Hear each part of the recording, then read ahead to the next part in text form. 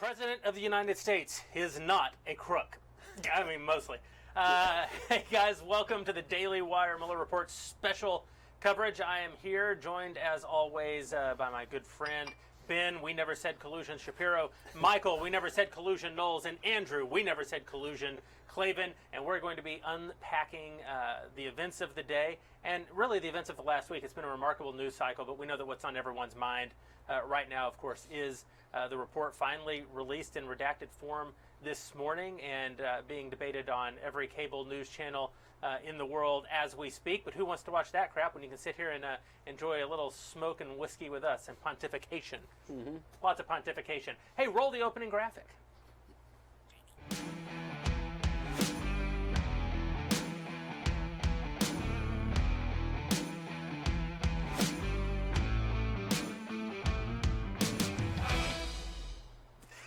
We didn't fake laugh at the beginning. Oh, well. It's because we were fake laughing in our hearts. On the inside. I think it's such a serious day in which very serious people are saying serious things.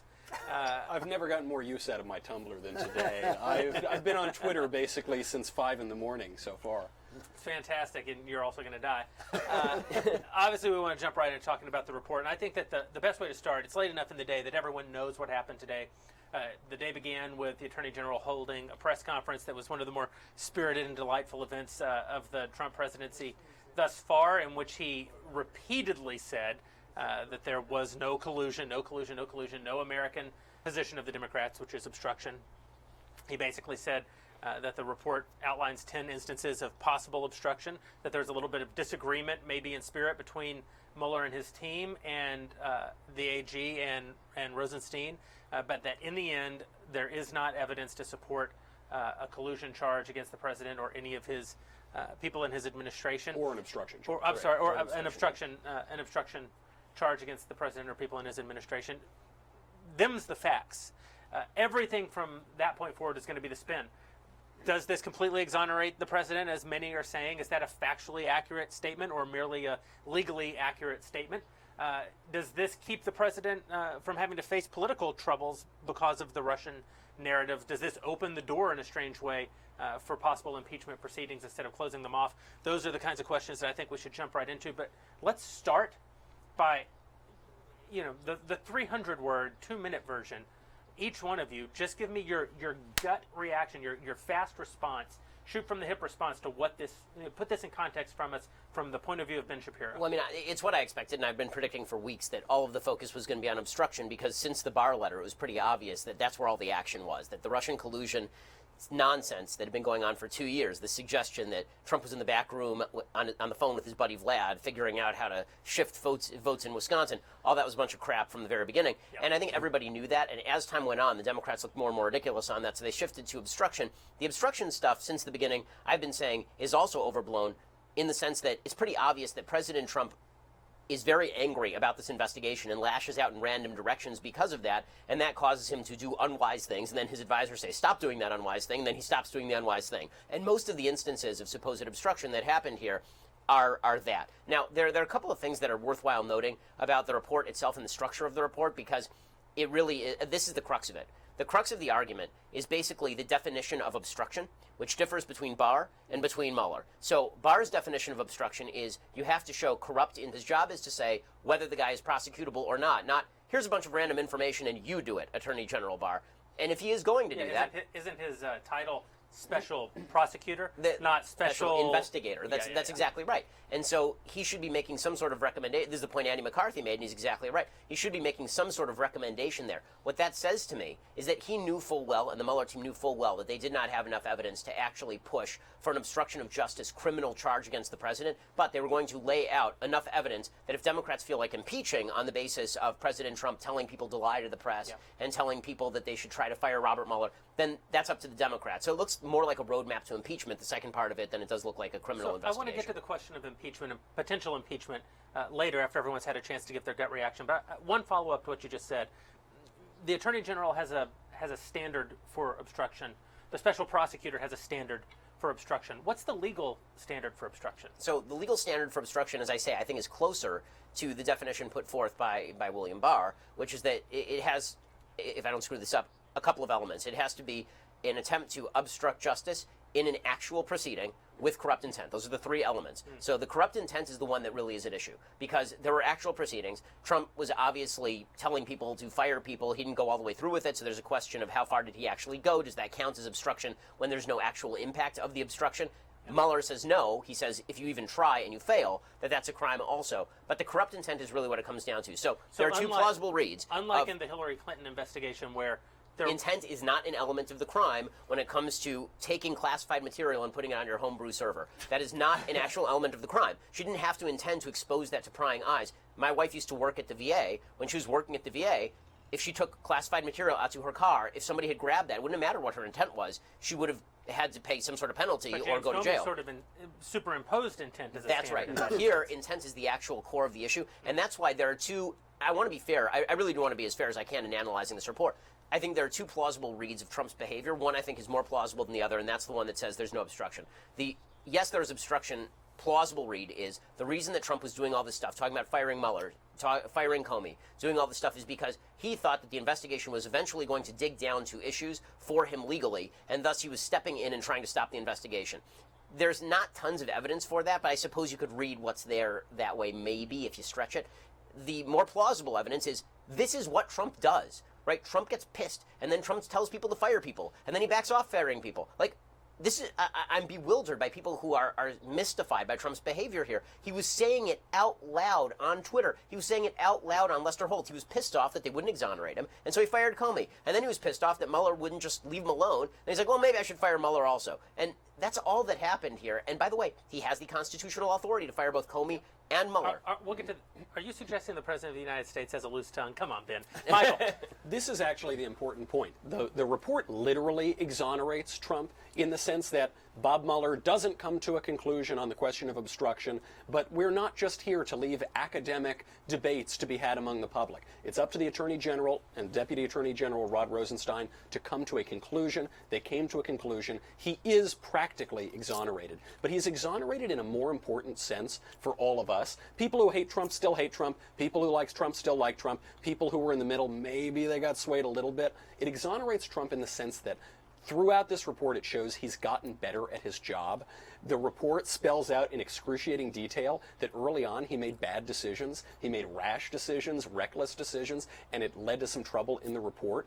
But then you fast forward toward the end of it, what happened? He didn't fire Rod Rosenstein. Very good decision not to. He appointed William Barr.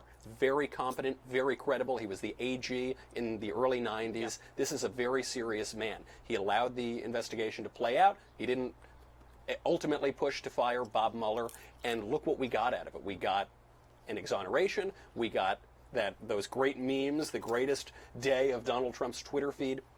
Politically, it played out very well. Legally, it played out very well, and I think it maintains as much as it can the credibility of the administration and of the DOJ. Andrew. You know, I got to use a little bit of my novelist superpower here because I want to talk about the picture of Trump's character that came across. Both you guys hit on it a little bit, but it really struck me hard. The two things in the report that really leapt out at me. One was Mueller kind of mulling over, if you will, the obstruction case, the case of obstruction, and he says almost in this bemused tone, he says, all of this happened in plain sight. The things that Trump does, he does in public. He goes on TV and says them, you know, and it's very hard to prove criminal intent when a guy is sitting on television saying, you know, I'm innocent, stop doing this to me, you're fired, I hate you. You know, it's very hard to say, oh my God, this guy's plotting against me. And the other was the moment that, of course, got a lot of press of Trump hearing that a special counsel had been appointed and saying, this is the end of my presidency, I'm effed, you know. And I thought that at the end of this, I liked Trump more because he is exactly who we think he is. There is nothing hidden about this man. He, you know, he's a bit of a carny barker. He's a bit of a liar, but he's also a guy who really does want to do a good job as president. He wants us to like him because he fixes things. He's a person. He's exactly the person we knew we elected. Donald Trump is, man. I know. No, Donald Trump is the guy who puts pictures of himself with the prostitute that he, or the not prostitute, stripper that he paid off. He'll stand and pose in front of a picture of himself with the stripper that he paid off. He was talking to the French. He's an open book. He was talking about the French about rebuilding Notre Dame, and I was picturing Notre Dame with his big Trump across the top. You know, no, and you know, when you think about this, just for a minute, in terms of politics, You have Barack Obama, who's this guy who pretends to be the Messiah, but he's just a Chicago Paul. You have Hillary Clinton, who pretends she's talking about the good of America, and she's this desiccated ruin of a corrupt human being. And then you have Trump. Who's Trump? And it's like, there's something great about that. Like, well, that's why there was that one line where he says, listen, why isn't my AG, Jeff Sessions, like Eric Holder or Bobby Kennedy? And it's like, okay, that's fair. I mean, kind of, like he's wrong, but fair. I know, exactly. He's like, there's nothing phony about the guy, except that he's a phony, but he's an open phony. And I think it's just, there's something in politics that is incredibly refreshing about this. So he's an authentic liar as opposed to all the other guys. liar. Exactly. Yeah, he has a picture of all the lies that he told right on his wall. It's a very good lie. That was a great one. I remember that one really well. So, if the president's ever looking for a new special prosecutor, you know where he could turn? ZipRecruiter. What a great segue that was. I'm getting better. ZipRecruiter sponsors this show, and we owe them a serious ad. Talk about it, Drew. And it's weird. It's weird when you look at the people we've hired that that we're advertising ZipRecruiter. We didn't hire him through ZipRecruiter. Don't blame that on ZipRecruiter. That is not. But let it serve as a warning to others. Don't let this happen to you. ZipRecruiter sends your job to over 100 of the web's leading job boards, and they don't stop there because they have this powerful matching technology with which they can scan thousands of resumes to find people with the right experience and then invite them to apply to your job. And as applications come in, ZipRecruiter analyzes each one, spotlights the top candidates, so you never miss a great match. ZipRecruiter is so effective, 4 out of 5 employers who post get a quality candidate through the site within the first day, and this never happens to them. I do have to thank the Russians for hacking the Daily Wire job board and getting me into this place. Well, our listeners right now can get ZipRecruiter for free at this exclusive web address, or at least try it for free, ZipRecruiter.com/dailywire. That's ZipRecruiter.com/DAILYWIRE. ZipRecruiter.com/dailywire. We love it here at the Daily Wire, and we also love it in all aspects of our business. Also, it's just, a wise old man just told you that you need to try ZipRecruiter. The Gandalf of the Daily Wire. That's exactly right. And if that's not enough for you, I don't know what is. So try them out at ZipRecruiter, the smartest way to hire. Yeah, we hire a lot of people at the Daily Wire. Turnover is unfortunately high because Ben and I rule with an iron fist. And ZipRecruiter because I tell you to fire service. people, and unlike Trump's advisors, you're like, okay. If that were true, Knowles would definitely not. So, interesting that a lot of similarity in your takes on the situation. I rarely agree with Drew. I actually do think that there's a certain charm to the fact that Trump is Trump. I thought it was funny when everybody was in a lather a week or two ago about Trump visiting Mount Vernon and saying that if George Washington were smart, he would have put his name on it. That was great. That was great. So his name was still famous. Yeah. So we would remember him. Yeah, so we can remember old George. I think that Trump in that statement is both serious and kidding. Mm-hmm. I think that he's serious in that as a real estate mogul, he thinks, people drive by this all the time. They don't remember the old dead guy. Yeah, who's Vernon? Who's Mr. Vernon? My favorite was when he talked about how the slats didn't fit correctly and how he would build it better now. It's like, right. Because that was built in like 1750. Yeah, that'd be why, right? We learned a thing or two about building slats in the ensuing several hundred years. I want to talk a little bit about this impeachment question because the president's legal troubles are over. You say he was completely exonerated. I would push back on that. He was practically exonerated, is what I mean. He was legally exonerated in this moment, absolutely certain. It's a victory for the president. He deserves the victory. I do think if we look back at the history of how this came to be, that it was an unfair hit by Democrats from day one against the president. To say that it completely exonerates him, we don't know. None of us sitting here know what did or didn't take place. The report talks about how they used encrypted apps at the time to have conversations that we'll never have access to. And in our country, you're innocent until proven guilty. So legally, the president has been completely exonerated, completely, this is behind him. But his political worries are a different thing because impeachment is not a legal proceeding.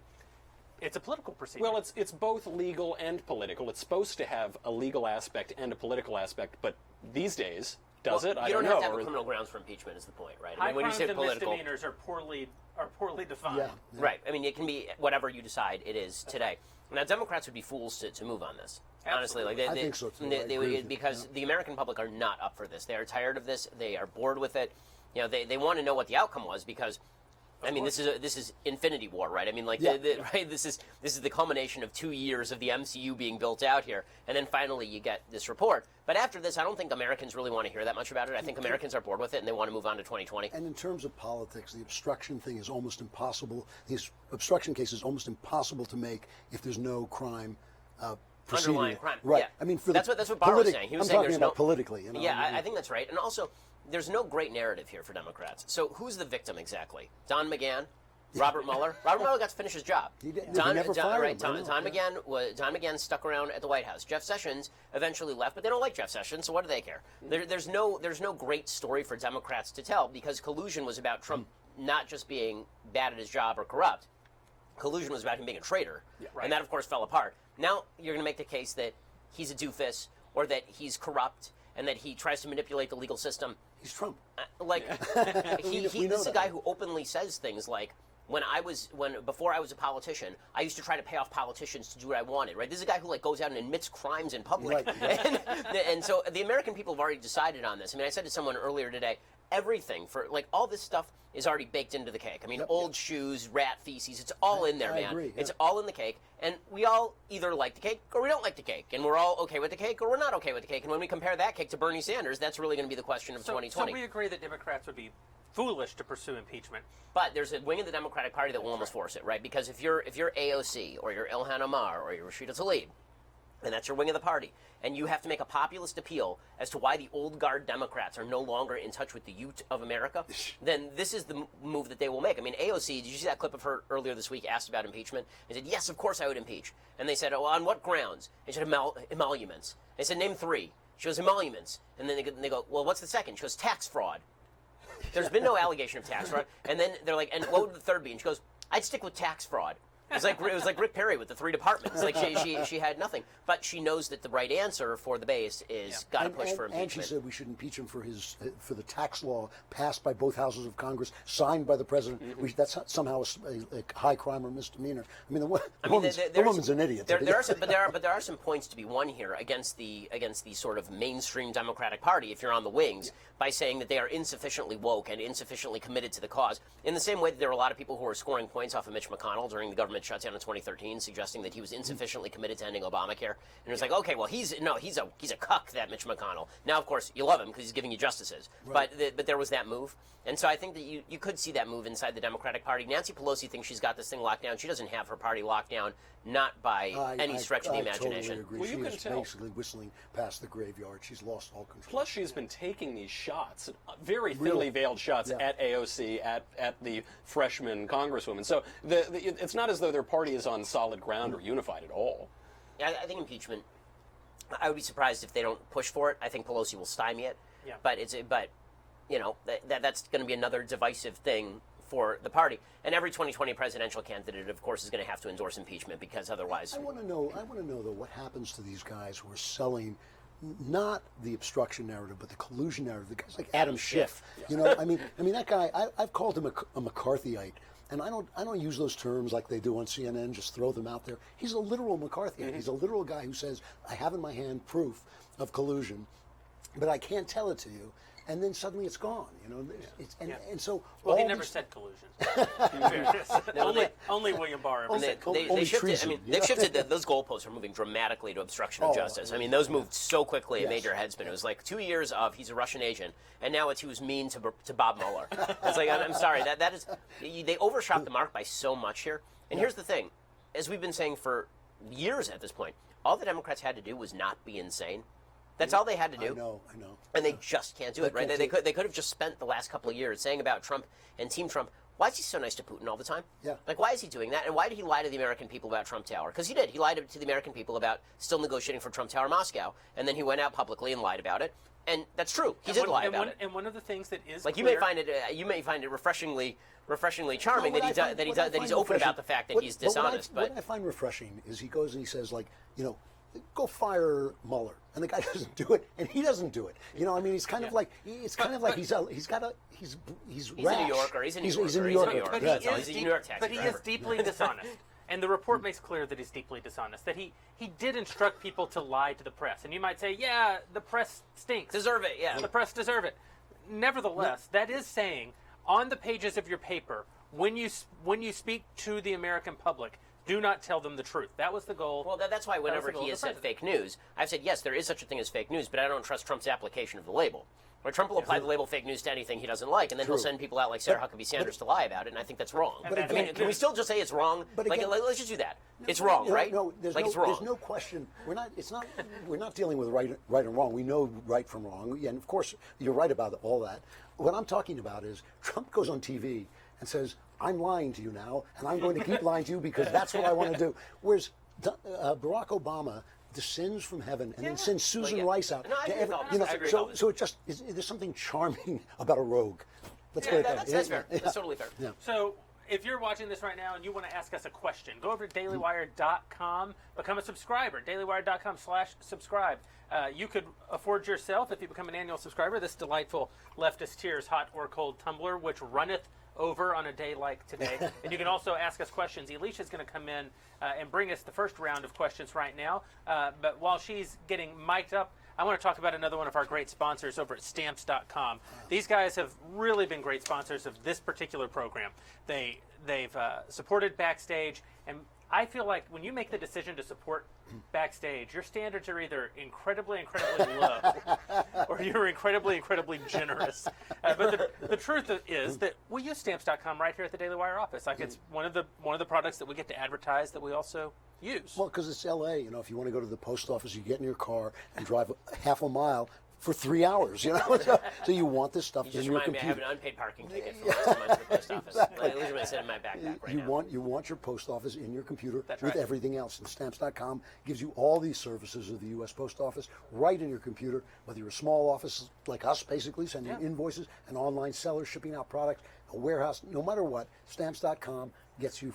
You get 5 cents off. Did you know this? You get 5 cents off every first-class stamp, up to 40% off priority mail. So you're getting a deal as well, and you don't have to go anywhere. It's a no-brainer, saves you time and money. It's no wonder over 700,000 small businesses already use Stamps.com, and I use it too. And right now, our listeners can get a special offer that includes a 4-week trial plus free postage and a digital scale without any long-term commitments, which sounds pretty awesome. All you have to do is go over to Stamps.com, you click on the microphone at the top of the homepage, and you type in my name, Shapiro. Not you guys, my name. Go to Stamps.com and enter code Shapiro, and you can get that special We're offer. all Shapiro. So I'm actually Eric Swalwell, but I'll put in Shapiro. For the moment, and you get that 4-week trial plus the free postage and digital scale with no long-term commitment. So go check it out, Stamps.com. Great service, and we are proud to be endorsed by them and use them at the office for sure. Yeah, that's exactly right. So, Alicia, come on in here. We want to hear from some of our Daily Wire subscribers. And Knowles, Why, try hello, not to kill her baby I'm with really disregard. sorry. You're allowed in the room. I'm 2 of us, so take that. Wow, guys, and it's not even that smoky this evening. I Thank didn't know you were in this city. I just assumed we were beaming you in from some other city. This is great. From God's country. This is great to have you here. From the middle of Oklahoma. That's I don't know, the aura of the room has just changed It did, radically. for the better, unfortunately. Yeah, that's right. Everybody's like, wait a second. What happened there? So I'm sure that Daily Wire subscribers, like everybody else in the country, have a lot to say on a day like today. What are they writing in with? Everyone is wondering what the hell is happening. Can I say that Yeah. word? By the way, I'm really annoyed. When I found out I got to be in here, I thought that I was going to have my Nazi anthem entry music from the greatest Edelweiss. musical of all time. Oh, yeah. God, the fascists are everywhere. Yeah. For those who missed it, Maggie Haberman was very upset that apparently the Marine Corps band at the White House was playing Edelweiss while they were introducing William Barr or something. As the, like, why is that? I think It's she a song written by that movie. I'm pretty sure it's a song written by 2 Jews about a guy resisting Nazis, and the song's bad because she saw it, the recapitulated version on Man in the High Castle. That's She where watched it backwards. I don't know what she did. Anyway, I'm raising Nazis, though, because my 2 oldest girls are going to be singing Do Re Mi at their Wow. school Those variety show next fascists, week. those Well, lousy So I'll hide in my attic. yeah, but I think everybody really wants to know. Like, you tune into Fox News, they're saying one thing. You tune into CNN, they're saying another. Right. So what the heck is going on? So the answer is neither of the two things that are being said. Yeah. So don't, really. So there are a lot of people on Fox News who are going with he's totally exonerated. He did great. Trump's been awesome throughout. Totally honest. He's off the hook. And then everybody on CNN's like, he's going to hell. And not only is he going to hell, he's guilty of all crimes, including murder. And it's like, none of that is true. Okay, so I know you're going to do your Fox News routine. You can do that in a second, Knowles. But here is the reality of the situation. There are 220 pages about him telling people in his administration to lie to other people, including the public. That ain't great for him. Right? I mean, that's not great. Like, he's not going to jail over it. He's not going to be prosecuted over it. And so that part's crappy. And then the part that's good is that there's no collusion, and also he's not going to jail over it. So there's the upside, there's the downside, there's your short story, I think. All right. The left is spreading an actual piece of fake news about this, though, which they're taking out the line that you mentioned earlier, which is he found out the special counsel had been appointed, and he said, oh no, my presidency's over, I'm effed. And they're taking this out as evidence that he committed a crime, he felt guilt. They don't read not two sentences down in that paragraph where he says, everyone tells me when a special counsel gets appointed, your presidency's over, it stops your whole agenda, you can't get anything done. That is what he was referring to. And the other aspect I have, because Which means, by the way, that Fox News is closer to the truth than CNN, as usual. Yeah. And the reason that I think celebration is called for is obviously a 2-year investigation into anybody, much less Donald Trump, is going to turn up a lot of dirt, a lot of ugly things about everybody that they investigate. But my question is, on exoneration, how could this have turned out any better for Donald Trump, given the fact that he is Donald Trump? Right, exactly. Is there any way this turns out better for him? No, that's absolutely fair. No, that's right. All right. Matt wants to know, does this report make Trump more or less likely to win in 2020? Oh, I think more. More? I think, right this minute, I would actually, I never bet on elections because I've seen Shapiro do it. And it's a disaster, Then you frame the check. I know, it's ugly. But right this minute, I would actually put money on Trump when I see what the Democratic Party is doing to itself, and when I see, they've put themselves in this absurd position, because no matter what Trump did during this investigation, I believe this investigation should never have taken place. I do not believe the idea of Trump gathering with Putin in a huddle, like on the football field, and saying, here's what we're going to do. That was a complete fantasy from the beginning. And I do not think that as far as I can see so far, what they call the predicate for the investigation doesn't seem to have been sound. I'm not yet ready to say that I think there's a scandal here, but I'm not quite ready to say that I know there's a scandal here. And I think that it just makes Trump look very sympathetic, even though all the information, all the bad information that we're hearing, we knew already. Right. We already knew who he was. But there's something about this that really gets him off the hook and makes him look like beleaguered. I think there's one other piece of this, because I agree with you, to my chagrin. I think it That's helps the him. end of your career.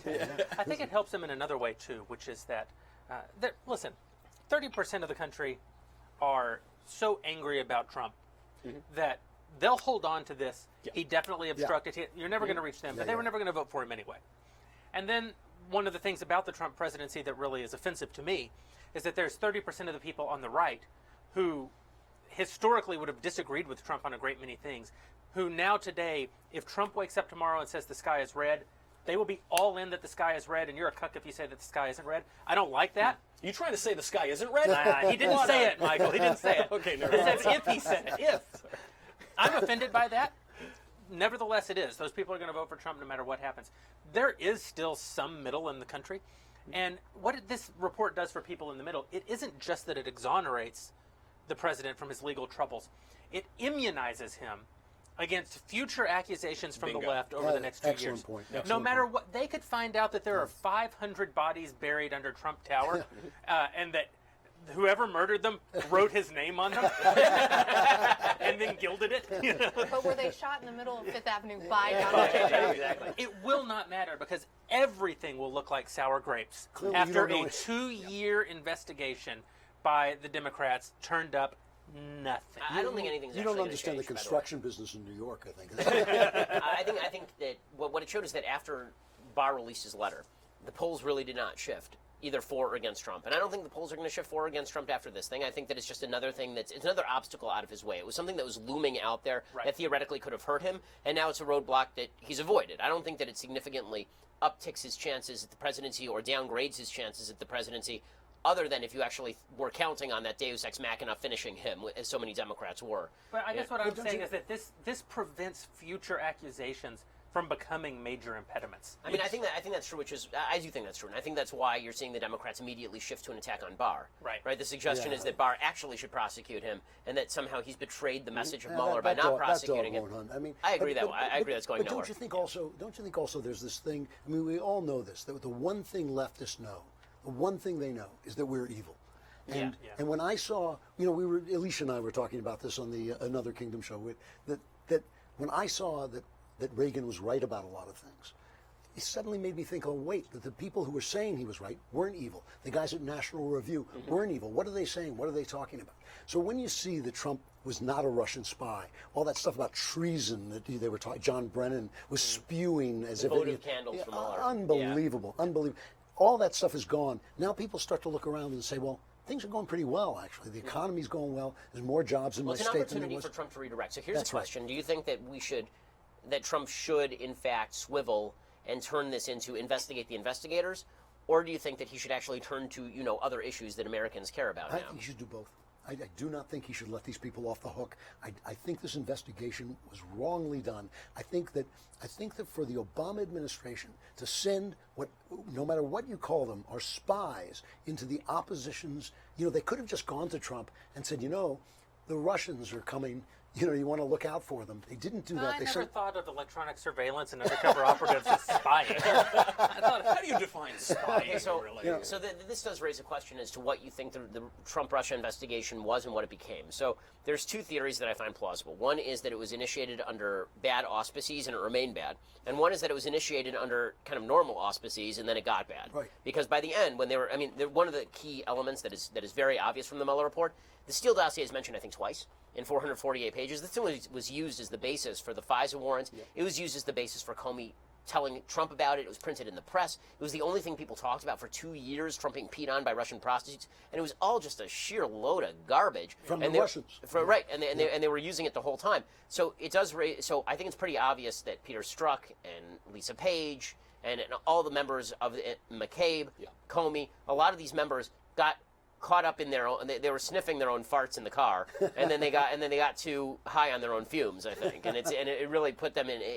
But the question is whether that means that systemically this was initiated from outside by a James Clapper. Was this initiated from the outside by somebody in the Obama administration? Because you do read the report, and there's an awful lot of contact between Trump people and Russians, and there is a lot of, and Trump was saying weird stuff and lying about Trump Tower in Moscow. So I don't find it completely implausible that somebody in the FBI was like, this is weird, we should probably check this out.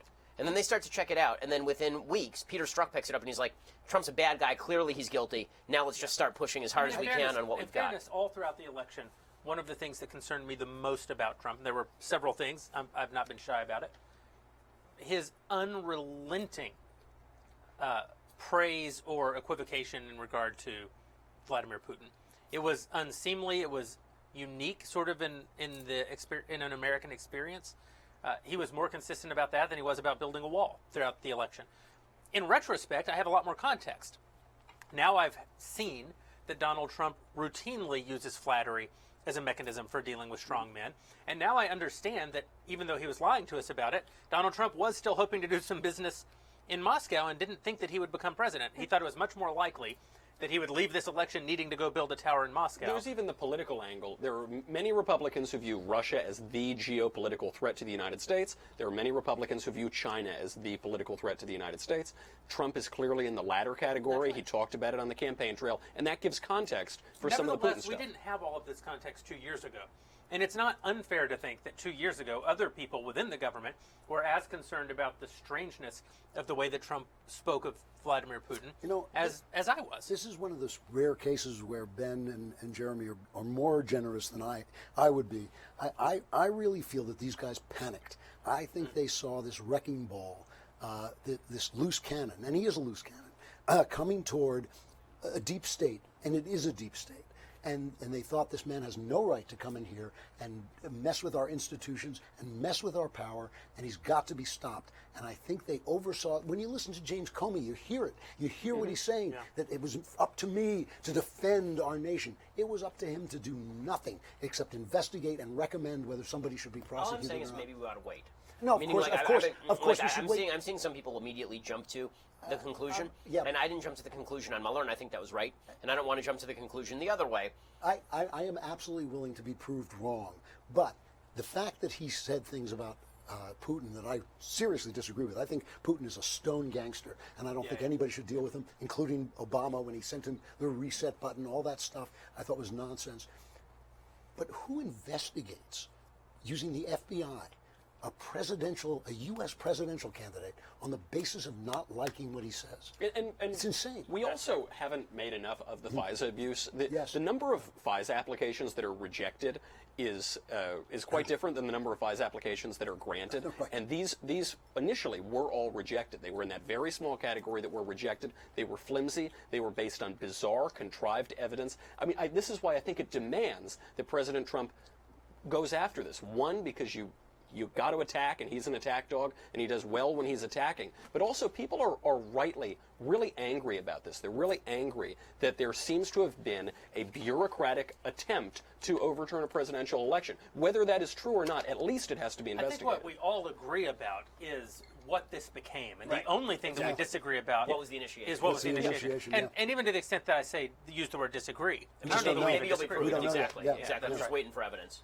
Yeah, Bravo Company Manufacturing. Well, when the founders crafted the Constitution, the first thing they did was to make sacred the rights of the individual to share their ideas without limitation by the government.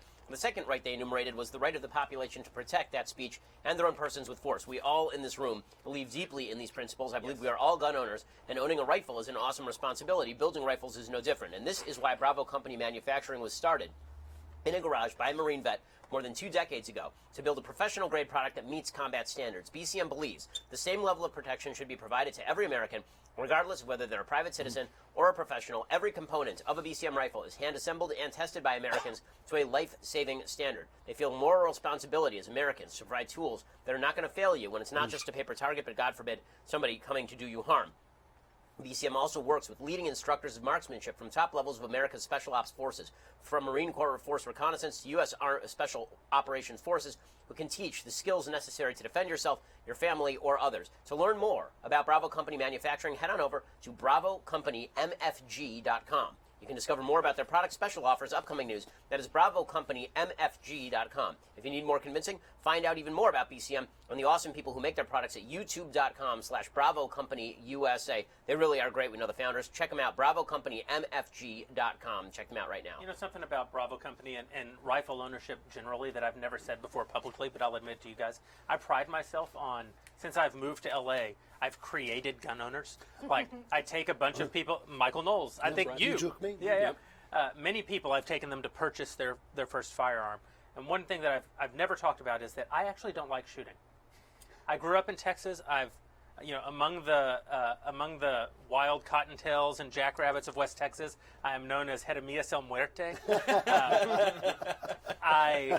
You couldn't have put more rounds downrange than I have in my lifetime. But the truth is, I don't love it. For some people, it's a wonderful hobby. For me, it's an awesome responsibility, and I think that it is the responsibility of free men and women to own rifles, and in particular to own the unpopular rifles, because you have to make a stand that this is our right, and the right, in order for the right to exist, it's like in copyright law, which we deal with so often in our business. If you don't enforce copyright, you don't own copyright. Yep. And it's the same. I own black rifles so that I can preserve the rights of others to own black rifles. It requires us to step up and take part in that responsibility. We should take it seriously, but you don't have to be a sportsman to understand why companies like Bravo Company Manufacturing are so important to the preservation of our. And I have to say, on the other side of that, to paraphrase The Simpsons, the first time you ever showed me how to shoot an AR-15, I felt like God must feel when he shoots an AR-15. Yeah, it was great. By the way, quick note. Everybody go subscribe right now at dailywire.com. If you're not subscribing, there's only one reason we're here, guys, and that's to get you to subscribe to our... And if they subscribe, then they can ask questions. Excellent! Wonderful Well point. done. Have any of them asked us questions? How about that segue? Well done. Like it. All right, Michael, Drew, you just mentioned some 2020 presidential stuff. Yeah. So Michael, a brilliant subscriber, wants to know, do you think that the JV Democratic contenders are hoping for a brokered convention? Ooh. How do brokered conventions work Now, because the Democrats, in order to steal the election from Bernie Sanders, they invoked these superdelegates, but then they got caught with their hand in the cookie jar, and they changed their rules around superdelegates, which I don't understand Second all ballot the implications. superdelegates kick in. Second ballot superdelegates. So if it makes it to ballot 2, right, then superdelegates kick in.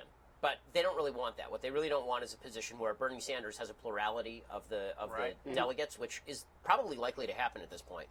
Because remember, for Democrats, it's not a winner-take-all system in virtually all of these states. You win a percentage. It's just delegates who are based on the percentage of the vote. So it could presumably be much closer. Oh, yeah. You could certainly see a circumstance where Bernie wins, say, 40% of the vote in California. Everybody else splits the other 60% of the vote. He does the same thing in New York. He does the same thing in Massachusetts. You could see Bernie pretty easily walking away with about 40% of the delegates, and the other 60% being split among 4 or 5 different candidates, particularly, say, Kamala Harris and Joe Biden and some of the others who are in the race.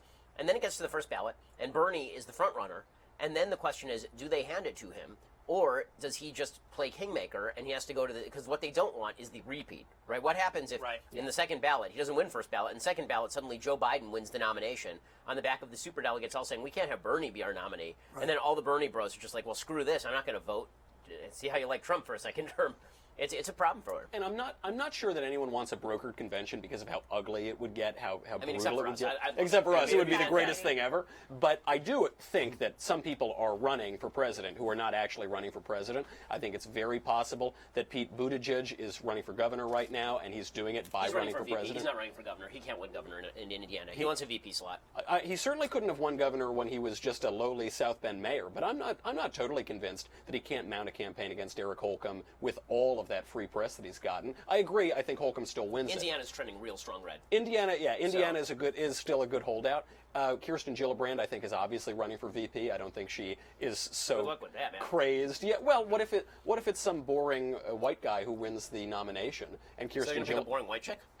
It is kind of funny though how the left loves to be yes all women, but none of the women are polling well that are running for president on the Democratic ticket. It's all white guys. Yeah. Yeah.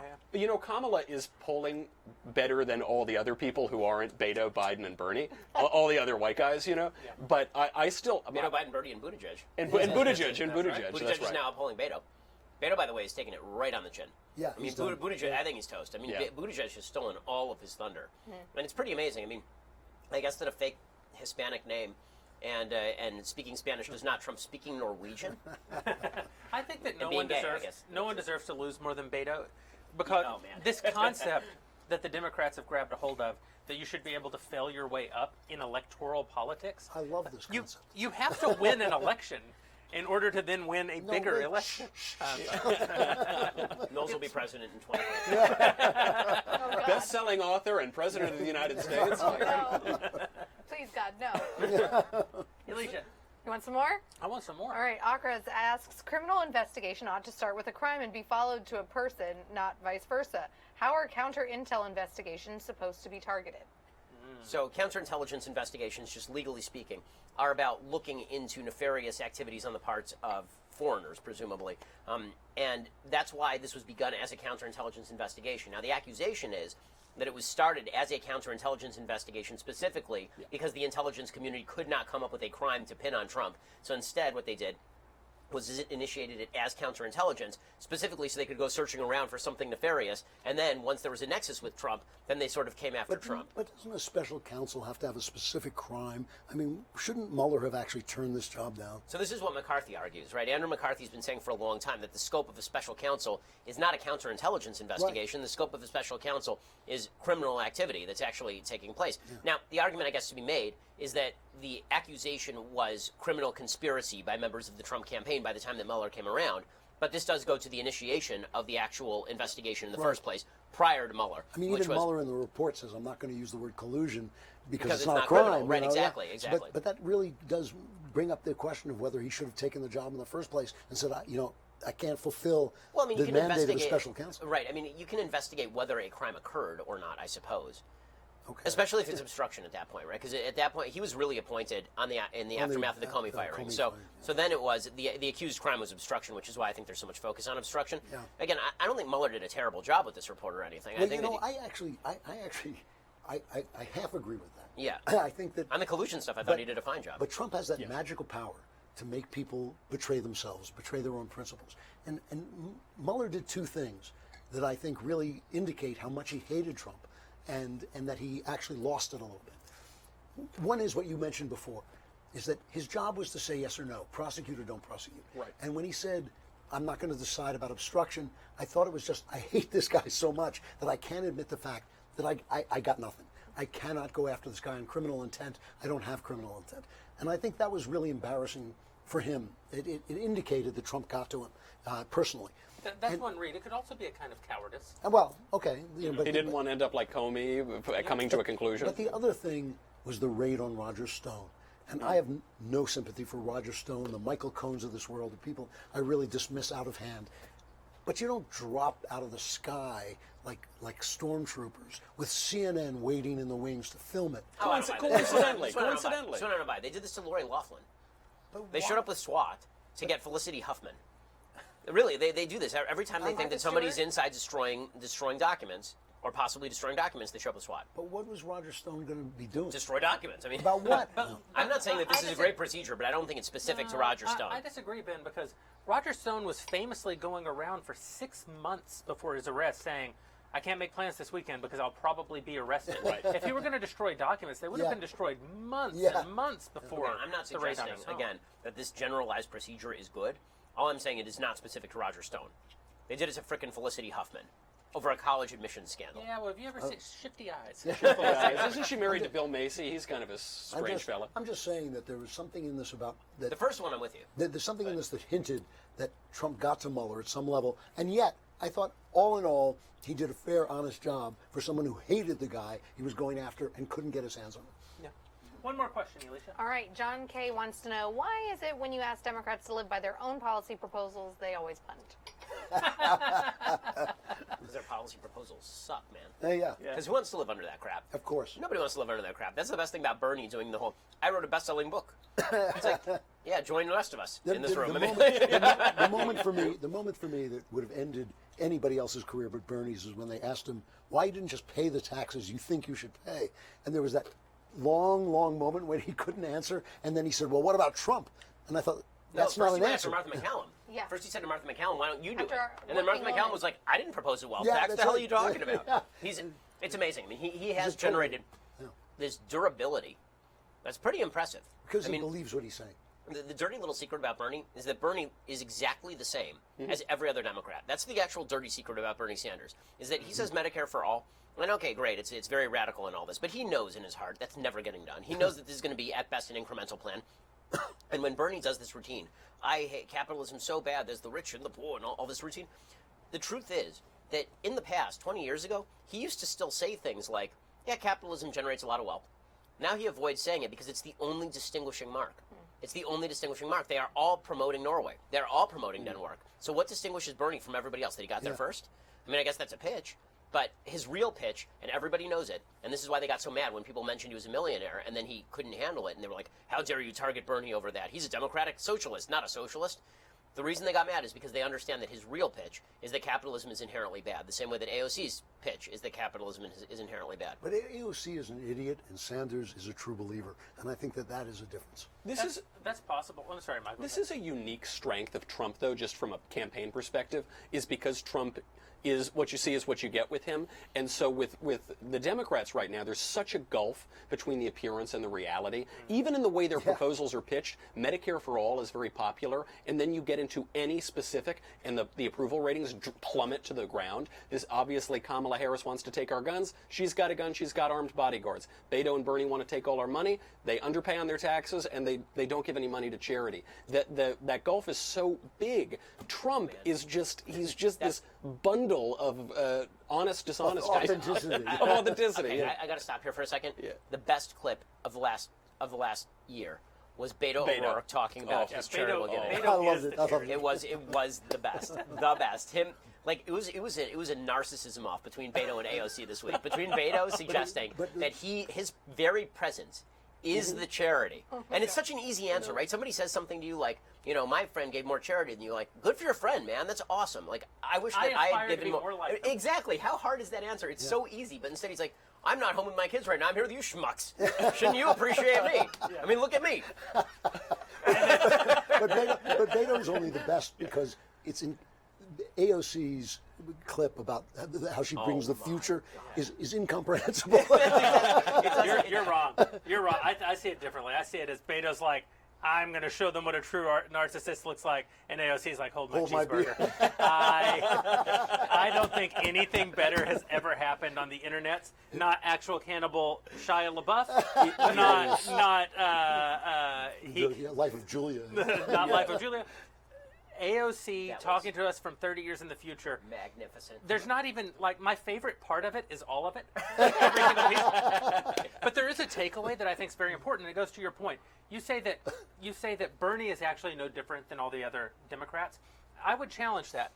Bernie is no different than all the Democrats except the so fresh, so face. Right. The ones who took him seriously. The ones who took Bernie Sanders seriously. Alexandria Ocasio-Cortez proudly calls herself a democratic socialist, and that's kind of a radical position to take in the United States. No one's ever, we don't use the term democratic socialist. That's a European term. It embraces a word that has a negative connotation in America historically, socialism.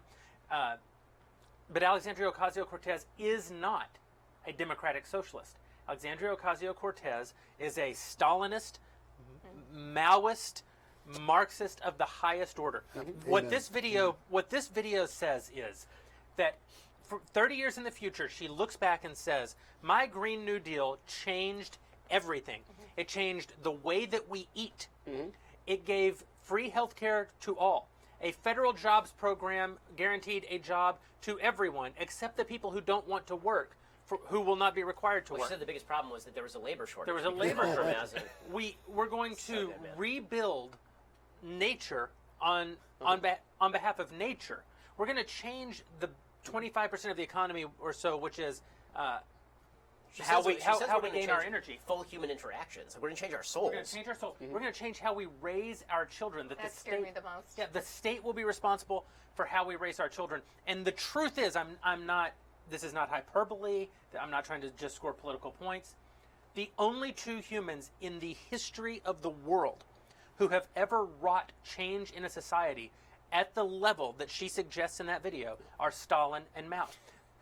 They literally changed fundamentally how even human interactions work. I mean, the Reign of Terror was about the way that people have interacted with other people for all of recorded history is not the way I want my people to interact. It's 5-year plans. It's fundamentally changing the economy. What she proposes is in no way less radical than those proposals. What's amazing about it is she clearly saw the South Park episode where they made fun of Al Gore, because they made fun of Al Gore for his global warming alarmism. They said he was going to stop man, bear, pig. And the punchline of it was, he said, and then in 30 years, people are going to look back and say, thanks, Al Gore, you're super awesome. And that is this AOC video. The part that goes, it's so abrupt that no one's mentioned it because it's just so shocking, is where she's talking about global warming and how it's going to destroy the world. And then, without any segue, she switches to full-scale socialism, bordering on communism, jobs programs, eliminating poverty. You say, wait, what about the environment, though? Where we talking about the Green New Deal? But if you don't envision it, you can't see it, Michael. I mean, that's what I learned. That's what I learned. The best, seriously, there's so many great things. It's so good when she starts off by saying, and then a brand new Congress was elected, and I saw the faces of all the children who finally saw hope in me, and then one of them grew up to be me, and that's like the greatest thing anyone could grow up to be. But you'll know she never worked as a bartender. The new girl that took her place didn't work as a bartender. She worked at 4 jobs. She did. She had many jobs. She was not satisfied with her life. She never gets married, just like Julia in Life of Julia. She's defined by her career, and her career is that she starts off after graduating college digging in the bayous of Louisiana, which sounds like terrible, by the way. Replanting the mangroves? Replanting the mangroves. Who graduates colleges? You know what? I'm spending the next couple of years planting mangroves, man. Not only that, Like, who wants more mangroves? Mangroves are terrible. and then with the oil workers, with the out-of-work oil workers who have been shifted to replanting the mangroves. But don't worry. We've lost the knowledge about the land, so we bring in our Native American friends. Ha-ha, here they are, and they will teach us the ways of nature. And then they just kind of get shoved them off the screen again. Really, that's exactly what happens in the video. It's amazing. And then that girl, I can't remember her name, is not Battle Alita, something different. Anyway, she starts off planting mangroves, and then she's like, you know what? Can't handle it. I'm going to go build solar panels. And she goes and she builds solar She's panels. an engineer at a solar panel plant. It's That like, wasn't how as did you get fulfilling. qualified for all this crap? I mean, wow, Free that's incredible. education. You Free went from education, literally Ben. holding a shovel to being able to engineer solar panels? Holy crap, that's unbelievable. This lady's a genius. You know how and she then got that and job? then she's like, you know what? I can't engineer solar panels anymore. I need to go mold the minds of preschoolers. And we're going to pay our preschoolers. It's a different world. So we're going to pay our preschool teachers like $150,000 a year, and that's going to come straight from my ass. I mean, like, it's just going to, like, where is this coming from? What is it? And then, the great thing about, I mean, you write fiction, Drew, so you know, you get to create entire worlds out of your imagination. It may be the greatest video ever made. It's right? so good. It's so good. She creates this entire magical world from purely her imagination. In which And she is the queen. In which, Yeah. that's exactly right. In which, and it's obvious that she means to be president in This that is what video. I was going to say. The Right, subtext is she's still taking the bullet train to D.C. Correct. But not to be a lowly, Because someone congresswoman. took her slot, right, in Congress. That That's means right. she's no longer a lowly senator. By the way, she's wearing the same white outfit that she wore She's at got the a little State of the streak Union, of gray and she's in got it. the storm. Yeah. She's got the storm streak from X-Men. So that's pretty exciting. That's President so she can. Storm That's streak. how. That's actually how we cured climate change. Is that she actually started shooting lightning from her fingertips, just like Storm, and was able to control the She just climate. sucks the I mean, if climate she knew how to do into that her now, what the hair, hell is she yeah. waiting for? We're all going to be dead in 12 years. I mean, what the heck? Another hurricane bomb is going to go off. A hurricane. Oh, yeah. Yeah. As Miami sinks underwater for the last Yeah. You know, if you live in Miami and you're worried about Hurricane Spencer or whatever it is that's going to come sink your city, you got to go over to Policy Genius. This this Wow. guy is a genius. He's Wow. a policy You got to genius. go to Policy Genius I'm and going to buy him score a you. Segway because he's so good at Segways. Can we just sit in the corner? And just every And time he you make a hops on Segway, you it? just jump on it and just ride it around the room, make it a Segway. No, I think you guys aren't understanding. What I'm saying is, if you live in Miami and your house is going to sink, you need insurance. Oh, Gotcha. And our friends at Wow. Policy Genius. Insurance. I get it. I I tried get to it. put that Well, together. let me tell you something. Policy Genius is the easy way to buy life insurance online. In just 2 minutes, you can compare quotes from the top insurers and find your best price. Once you apply, the Policy Genius team will handle all the paperwork and the red tape. No commissions, no hidden fees, just more time saved for you. And Policy Genius doesn't just make life insurance easy. They also make it easy to find the right home insurance, auto insurance, disability insurance. They're your one-stop shop for financial protection. So if you need life insurance but you're short on time, head on over to PolicyGenius.com and compare quotes. Policy Genius is easy, it saves you money, and not to belabor the point, but it is indeed fast. Go check them out right now. Policy Genius. Spend less time comparing life insurance, more time doing literally anything else. Check them out, PolicyGenius.com. Compare those quotes and makes it really easy. And they have all types of insurance. And as Jeremy says, I mean, if you're about to drown, now's a really good time You know when to the get wrong life insurance. time is? After you drown. Yeah, that's it. After you drown, No, it's too late to get that's a insurance. pre-existing condition. Alicia, hang out with us for a little bit Okay. longer. And if you want to get your question in, go over to dailywire.com/subscribe. As Ben said, we're really here because we want your money. We are, unlike, well, all of the Democrats alive today, apparently, we are capitalists. We want to provide you with a good or service, which we have and value very little, in exchange for what you have that we value a lot, which is your money. So please go over to And Daily your Wire. friendship. And your friendship. And your friendship. And your money. We said the money, right? First the money. Isn't the real Daily Wire the friends we made along the way? And the money. DailyWire.com/subscribe. Get your questions in. We're going to take a few more. But first, I want to talk about another. I mean, really, we live, as you say, in the perfect time, in the best timeline. So much news happened since the last time that we were together.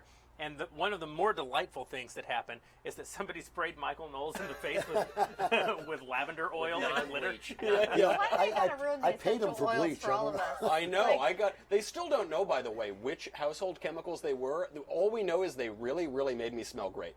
We know that they really. They left glitter on your sockless loafers. Yes, I got glitter on my loafers. The joke is on that assailant, though, by the way, because I'm a man He got of. tackled and tased. Well, he got tackled and tased. But also, what he didn't realize is I'm a man of Sicilian descent. I was wearing much more cologne than he could ever spray on me. There's I no want way. to talk about Also, though, if for a I'm moment. going to pay a hitman, my God, you just got to do everything yourself. I know. It's like, good I mean, help it's us. good. Good If there help were a us gun hard to here right find. now, I would just put an end to this nonsense. He could only afford a super soaker. I mean, that's a real. So there is a lot to laugh about whenever Michael suffers, and I think it's appropriate that we do so. But I actually want to talk about it seriously for a moment. But first, let's play the clip of the attack on Michael. Oh, yeah, To let's. shut up any opinion that disagrees.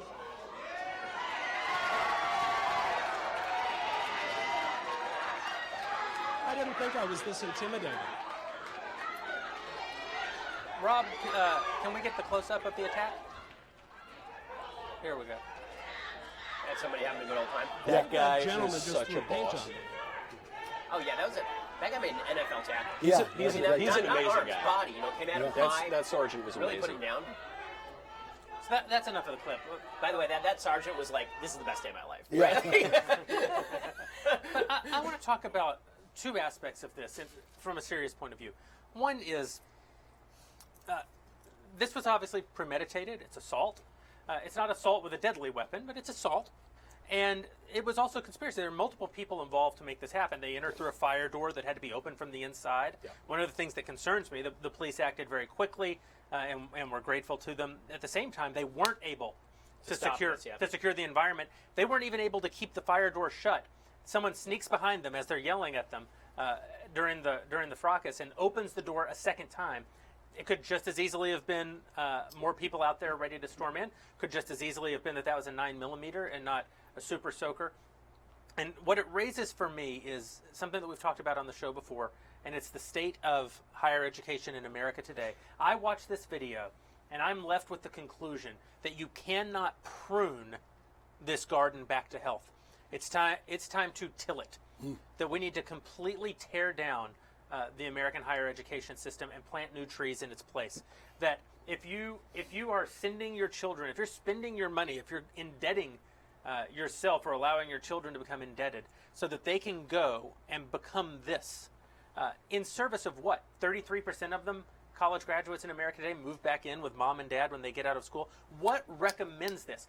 If you're sending your kid, if you're paying your money, if you're an alumni of a university, alumni organizations raised $44 billion, with a B, $billion last year.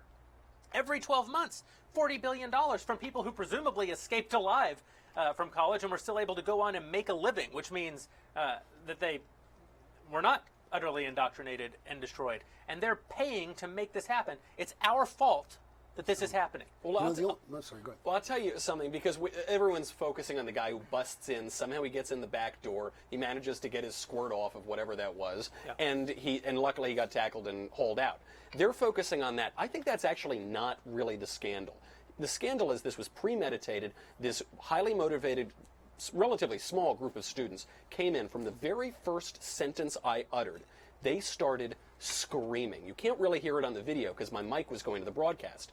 They were screaming so loudly that the people in the room who came to hear the speech could not hear it. They could barely hear a word of it. They screamed for 20 consecutive minutes. Then, when I wouldn't shut up, they really thought they were going to get me to shut up. When that didn't happen, they started to walk out, opened up that door, got a guy to come in to try to cover me and whatever that was. When that didn't work, finally, these guys get hauled out by the cops. And the next day, a letter goes out from the chancellor of that university, Molly Agrawal, and I assumed there would be some apology. I'm sorry, we invited a speaker to come. He was harassed, silenced, they tried to shut him up, they physically assaulted him, and I'm sorry, this is not the way that higher education is supposed to be. What happened instead? From the third paragraph of that letter, he smeared me baselessly as a bigot. He then went on and said, it's not good to get violent, but before you got violent, students, it was so wonderful how you stood up to that protester who had extreme views like men are not women, which is the only actual view that I was espousing in this speech. This chancellor of not just an American university, but a state university, was endorsing the heckler's veto, was saying that even when a speaker gets invited, shout him down, shut him up, silence him if you think that you might disagree with his views. It made me much more sympathetic to your point of view, that we need to cut this off at the roots. The chancellor literally says, the chancellor literally says in his statement, in the statement about you, that that you don't belong in our community, or you're a threat to our community, or your values don't align with our community. And I thought, who is our? Who is we? Because you are an adult, and you have been paid to create an environment not where you find common cause with little preening children, but where you help little preening children become adults by teaching them. Education. Your job is to teach them things that they don't know, not sympathize with everything that they know incorrectly. You know, the only thing I disagree with what you say is that we have to destroy the educational system. I don't think we have to do that any more than iPhone had to destroy the beeper. I think we have to replace it. We just have to be better than they are, and it will go away because it is now useless at the level of the liberal arts. Knowles and I were at Texas A&M, great place, and we were talking to the major donors and alum afterwards, and they were saying to us, you know, we have an agricultural department, it's all conservative. We have an engineering department, all conservative. STEM, all conservative. The only place where the liberals get in is in the liberal arts, history and literature. But history and literature are what contain the basis of the ideas that created our capitalism, our system of government. They created the engineering. The engineering and the STEM. And what we started talking about was forming a federalist society for shaping the minds of tomorrow's teachers of the liberal arts. Because if you go in, I mean, I was teaching, I had a fellowship at Hillsdale, and you go there, and the the kids are incredibly sane, incredibly inspired, because they're being taught the liberal arts at the level of the liberal arts. They teach them classics. They teach them classics. I heard a story that really reached me. A wonderful woman with a great name, Reagan Cool. And she said to me, you know, I came here and they gave the incoming speech. And they said, we're going to teach you about the good and the true and the beautiful. And she said she started to cry. And she thought, why didn't anybody tell me about this before? And I was so moved by that, because why didn't anybody? If we start to tell people about that, if we build institutions that tell people about that, not just at the university level, but at the K through 12 level, I think those things will go away. I think they'll shrivel up and die, just like the beeper industry did when the iPhone came out. This, I think, is a genuine innovation, because the state of law, certainly the state of constitutional law, was really dismal before the Federalist Society. Yeah. And if there were a Federalist Society for graduate students, for history and literature and all of these, which obviously does not exist, and conservatives don't go into those fields because they know they're not going to get a job, they might not get into the program, they're not going to get through the program. It's actually very similar to the way that law was. If we could do that, there actually might be a fighting shot, because the situation is so much worse than even I thought. I disagree with you guys. I think that you're. I think that because you're men of letters, because you're sophisticated, because you're well educated, because you're well read, Go on. because you're handsome, you have discerning taste. I only have about 3 of them. Yeah. I think Drew that more so than Michael. Wait, which what is is- weird, you know? I think that for Fearless, this but- reason, you all hang on to a romantic notion about what it could be, and you think that, well, we could create our own versions of it that slowly replace. I think that all that message is going to accomplish is convincing people that, well, I just need to find one that's better than one of the others. And you know, the one that I went to wasn't as bad as I saw what happened to Michael on that campus, but I went to University of Texas, and I mean, there were some liberal professors, but it was nothing like that. So as long as I don't send my kid there, I'll send them here. And you miss the point. The thing is rotten to the core. A tree blew down. We had a big windstorm in LA 2 weeks ago, and a tree in my neighborhood was knocked over by the wind. This tree, 2 of us together couldn't put our arms around it. The tree must have been a century old. And I thought, how could the wind knock down such a substantial tree as this? And when I walked by, the interior of the tree trunk was literally swarming with termites. That's the state of higher education today. I agree with you. And the wind needs to come But along and knock my it point down. on it is not, it's not that there's a romantic notion. Certainly that's part of it, I suppose. My point is the fear that if once you lose the liberal arts entirely, I mean, let's say they're 99% gone now, once you lose that entirely, that is the stuff that makes up your But civilization. what I disagree with is that the liberal arts can be destroyed by the destruction of colleges that don't teach them anyway. I think that you have to get rid of this you have to get rid of this antichrist so that people can see the actual Christ. You have to get rid of the thing that purports to be the thing but is not the thing. The only thing I'm being romantic about is the power of capitalism. I think that if you give people the liberal arts as they are supposed to be given, that you will replace these people. You don't have to go after. You don't have to attack. I mean, But this really starts. We're starting from the wrong end. Meaning, we're starting with how do you change the colleges? The truth is that the people that we're talking to right now are all employers. You know, people who actually hire people. You want to change the colleges? All you have to do is change the incentive structure. Meaning that we at Daily Wire, instead of us looking at where somebody went to college to hire, yes, we should be looking at somebody that's else's a great credentials. point. I mean, That is a Jeremy great point. went to a music college and dropped out. Yep. Right. I mean, you discussed this last time on Backstage. Yeah. You know, Elisha Well, you went to college, but not for long. Like less than a year. Right. So, I mean, the idea that college is innately linked to future success is a bunch of crap, particularly in the liberal arts. It is linked to future success in the hard sciences that we're talking but I about. think when people Those universities should maintain in the hard sciences because there's no way to really screw those up too badly. But I think when people come out of Hillsdale and they've been trained in the good, the true, and the beautiful, they know something that. Well, I agree. I'd hire somebody out of Hillsdale before I'd hire somebody out of Harvard. That's I mean, right. that's it. One of That's my what I'm first saying. acts as God King, when we finally got to the level where we were hiring people who weren't my personal friends, we put together our first job description, and the person who put it together for us, one of the requirements was a bachelor's, and I said, you have to take that out. Yeah. And she said, no, it's good to know, it's good to know people's educational background. I said, it's not. Yeah. Your boss doesn't have a bachelor's degree. How can I ask people to present a bachelor's degree when I don't have I'm with one? you 100% on that. I'm just saying that when we turn to colleges like Hillsdale and I have Franciscan, that we both. Yeah, I have sorry to shift topics, but I have sort of another point with regard to what happened to Knowles. It was a perfect example, and the letter was a perfect example of how the left equates speech with violence, Yes. which is the Ilhan Omar thing. Yep. You criticize somebody, and this is equivalent to inciting violence against them. So why wasn't the speech that she made that we're criticizing? Why wasn't that violence? Correct. How about anti-Semitism? She talks about like hate crimes against Muslims and all this. 4 times in 3 months, you said openly anti-Semitic crap. Hate crimes are up, 37% or something, according to the same reports she likes to cite. Those reports are dubious because they're more reporting agencies. But I'm not a big believer that rhetoric incites violence unless you are actively calling for violence. Right. But if you're going to use her logic, then she incites as much violence or more than anybody. I mean, she literally said the President of the United States was not human, which is worse than anything else that anyone has said about her on the right.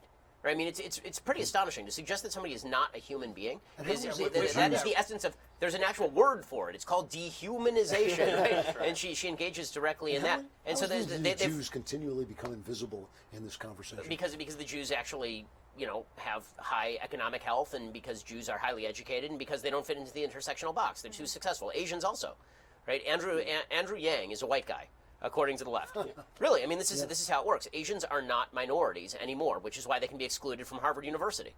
Because so that means that the definition of minority is a failure. Correct. For the left, that's exactly right. Yeah. Because as soon as a minority is, you're seeing this with Buttigieg right now, is people saying, well, he's not really gay because he wasn't victimized in his life. And it's like, well, he's pretty gay. I mean, he's married to a dude. He's about as gay as you can get. Right. Yeah, I mean, that's like, pretty gay. Yeah. I mean, but this gives a lot of credence to Candace. This gives a lot of credence to Candace Owens, because what they're saying to her and to all black people is you're only authentically black if you fail, and if you don't fail, then you're not really or black. if you believe like us, right? It's those two things. If you fail, or if you believe like us, that there is this intersectional hierarchy that you have personally been able to overcome, but is keeping everybody else down. This victimhood mentality that is being promoted. And they've actually, the chain started with punch a Nazi, all conservatives are Nazis, Right. punch conservative. Yeah. And they're bringing it all the way out to not just conservatives, it's criticize somebody on the left. This makes you a conservative. Yeah. Being a conservative means that you are a Nazi. Punch a Nazi. And they've gone all the way. I mean, it really is all the way. I saw a video of Candace walking onto campus, and a masked white person screamed obscenities at her, and I thought, are you kidding me? It's like the Democrats have reverted to what they were. They've gone back to Bull Connor and the Ku Klux Klan. And at root, it really is an attack. I don't mean to transition to Notre Dame, but this is an attack on fundamental principles of Western civilization. You white You supremacist, Nazi, you how Nazi. dare- I read the Washington Post. Sing 2 times in 3 days, Edelweiss. guys. 2 times in 3 days. I said that Notre Dame. All I said, I thought this is the most anodyne thing I could possibly say, Didn't and the most Ilhan sympathetic. Omar kind of say the same thing? She said it was a mastery. She said it was art and architecture. Okay. And I said no, it's actually connected to something beyond art and architecture, because I felt more for Notre Dame burning than I did if I had seen, for example, a great architectural wonder like the Taj Mahal burn, because I have more.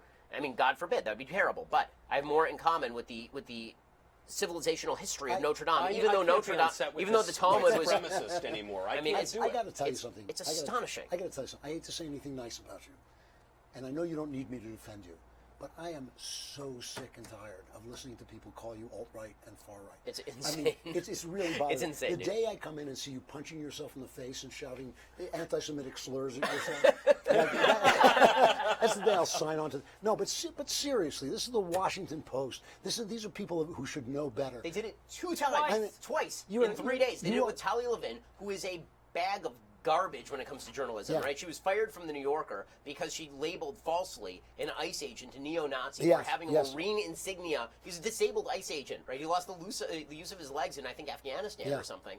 And she labeled him a neo-Nazi. She teaches at NYU, and now she labeled me akin to Richard Spencer, and then suggested at the end of the piece, this is where it connects. Right, who I despise. I think is the worst person. And at the end of the piece, she says, and these are people who should be silenced. And then I blow back on them. I say, like, this is crap, right? And they feel the blowback. A day later, the next day, they print another piece with the same exact criticism, suggesting that because I said that Notre Dame is a symbol of Western civilization and the Judeo-Christian heritage, and that we ought to reacquaint ourselves with the Judeo-Christian heritage, this was actually code for white supremacy. And then the next line of the piece that was in today's Washington Post was, Richard Spencer was more blunt.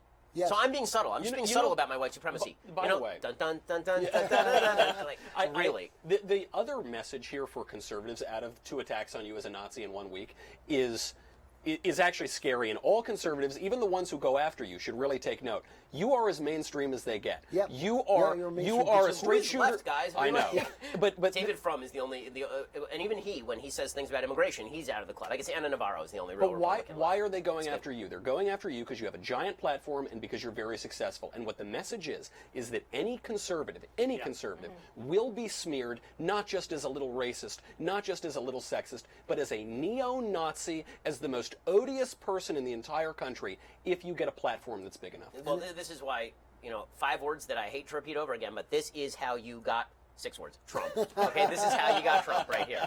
Okay, this is how you got Trump. You call everyone a neo-Nazi, and then everyone's like, okay, we're going to nominate the guy who just craps all on y'all day because we don't care. Again, not to say anything nice about you, but you do have ideas. You put forward your ideas. I wrote You wrote an entire book on about your ideas. Judeo-Christian heritage. Let them come out and argue against your And ideas. what's funny, they don't know anything about the alt-right because the alt-right rejects the term Judeo-Christian heritage. Yes. Yep. The very term Judeo-Christian is offensive to the funny alt-right. thing is, you went out and helped me buy a gun because the alt-right was after me.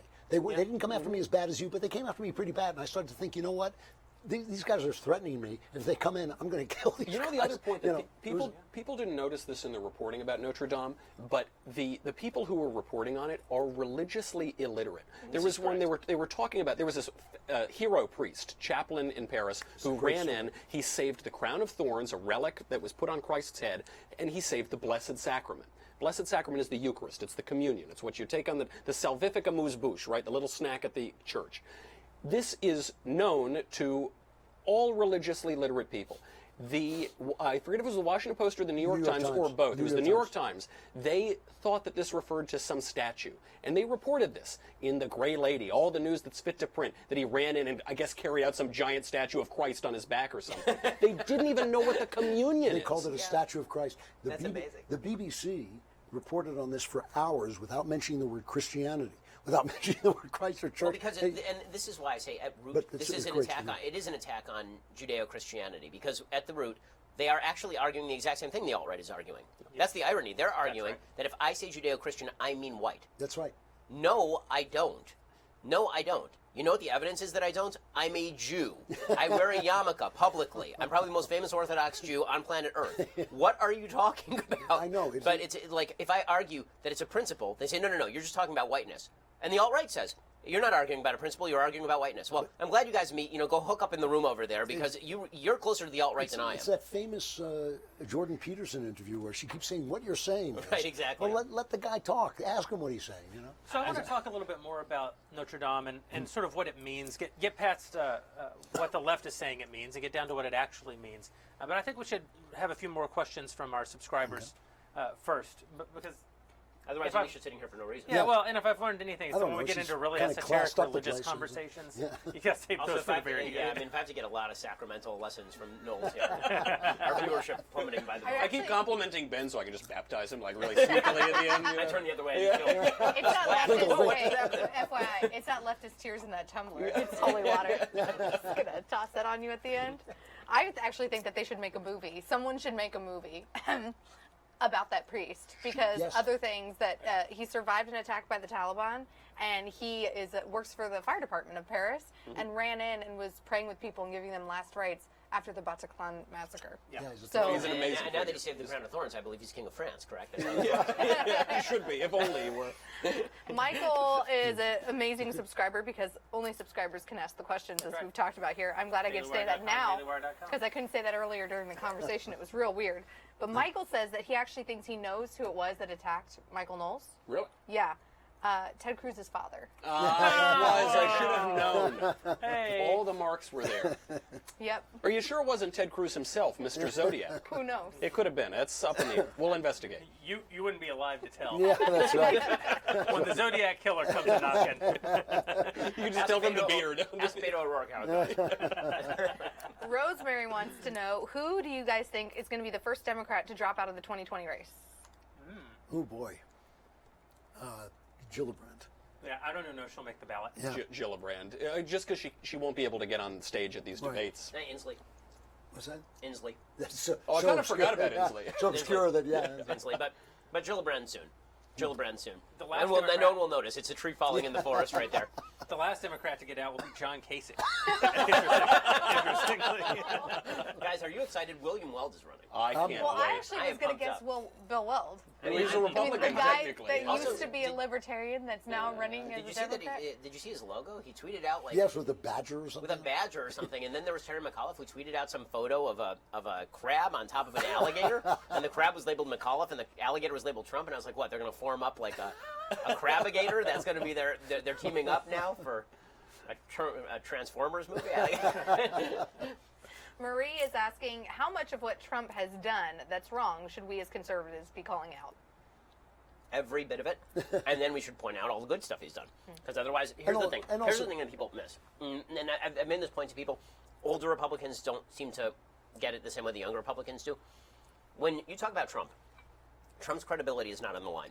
Your job is not to defend Trump. Your credibility is on the line. And when people talk with you, they're judging you. They're not judging the person that you are talking about, unless you're talking with a close family member who's already prejudged you or something. But if you're just talking with somebody else, they're going to judge your political credibility on whether you're honest with them. And if they feel that you are being dishonest because you refuse to acknowledge the man's flaws, they're not going to listen to anything else you say, and they are less likely to vote for Trump. If you want to alienate people who are winnable, the worst thing that you can do is lead with, Donald Trump is an honorable man who treats women terrifically and never lies. Right. He is a MAGA genius. The real problem- no one people- will listen to the next word you say. No, It's that's over. right. And people will come back at you and say, "But you didn't talk this bad about blah blah blah blah blah." And there is an answer to that, which is that one of the things you say is refreshing about Trump is that he sort of wears his sin on his Trumpiness, sleeve. yeah. But for that reason, you also have to acknowledge it more openly. I agree with you. It's like our favorite joke about the man who has a great big orange for a head, right? Or it's like that scene from Austin Powers where he can't help himself but say mole, he Right. goes because the guy has a giant mole. You can't have credibility when you're ignoring the giant obvious thing.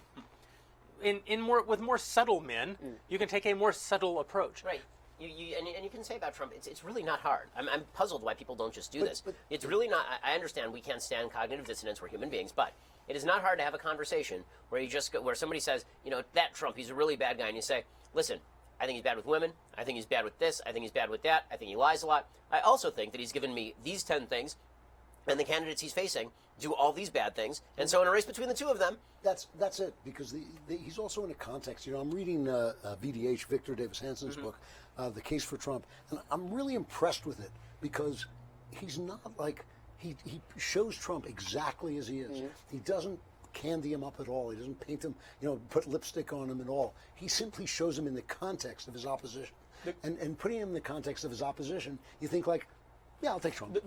This is the key that people always want to forget, but context, detail, specificity, particularity actually is our friend. Yes. And so you should never lie for Trump. You should never lie, you should never pretend for Trump.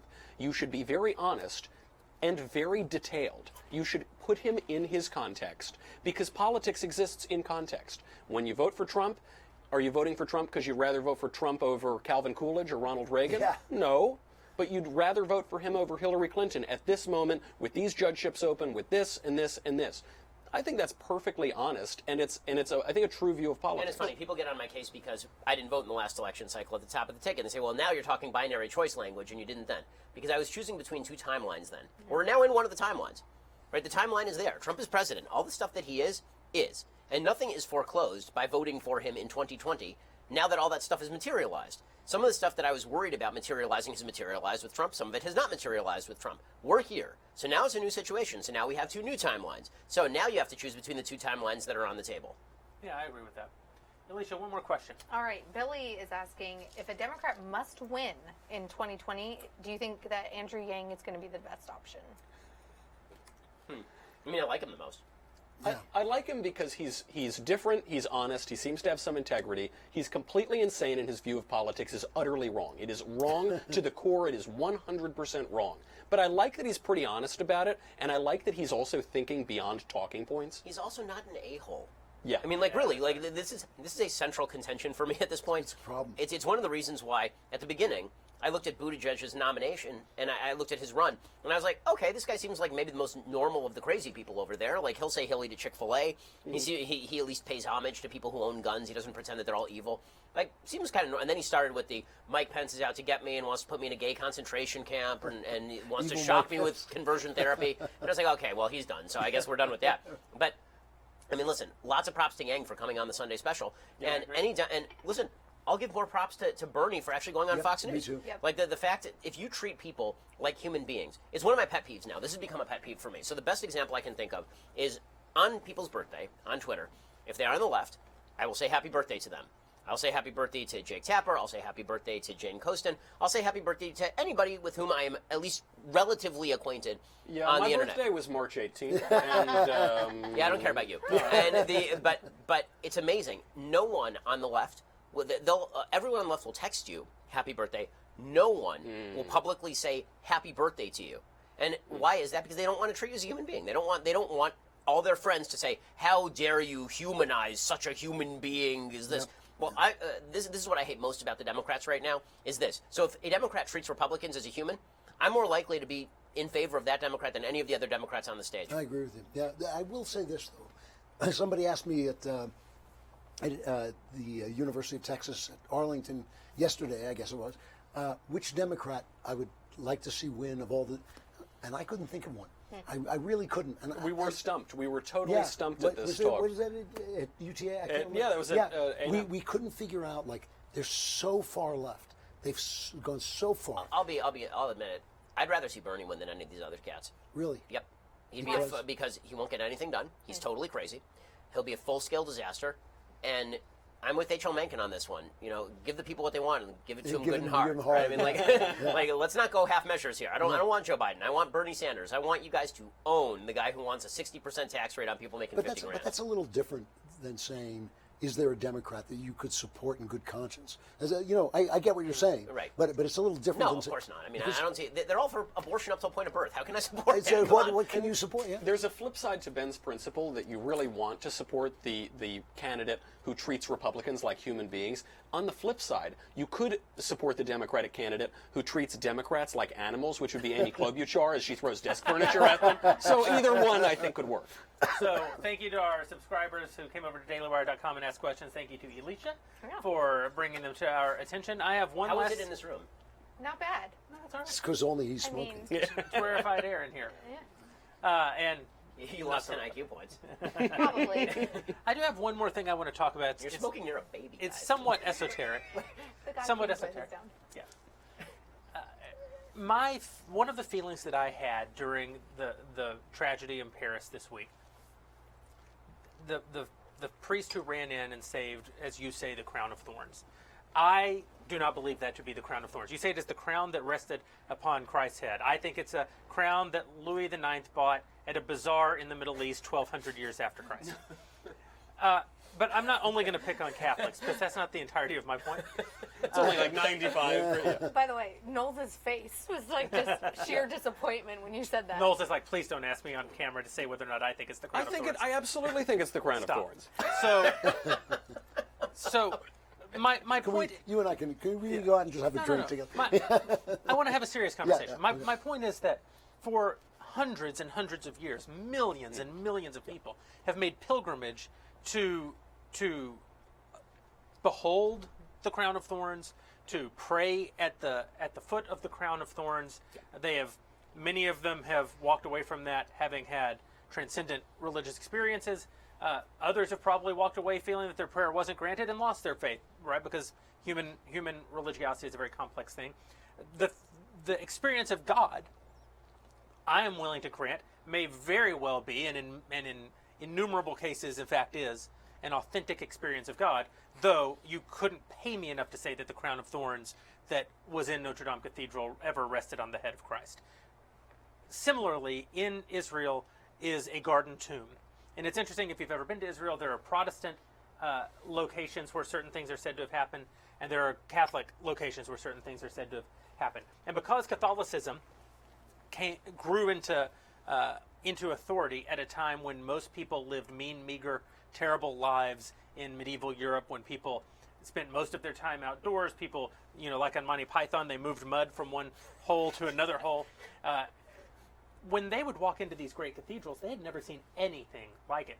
They didn't feel the presence of God when they saw a sunset. When they saw a sunset, what they felt was the onset of cold and fear.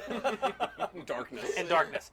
When they would make pilgrimage to the Church of the Holy Sepulchre, and they would see these gilded statues and these unbelievable buildings that took centuries to build, that elevated the experience of what they were seeing. When I see the Church of the Holy Sepulchre, I'm not a medieval mud farmer, and I'm not a papist. And so when I see the Church of the Holy Sepulchre, I don't feel any religious experience. When I go to the Garden Tomb, however, because I've spent my entire life in the West, indoors, air-conditioned, well-fed, when I see, this is what the scene would have looked like. This is the exact aesthetic.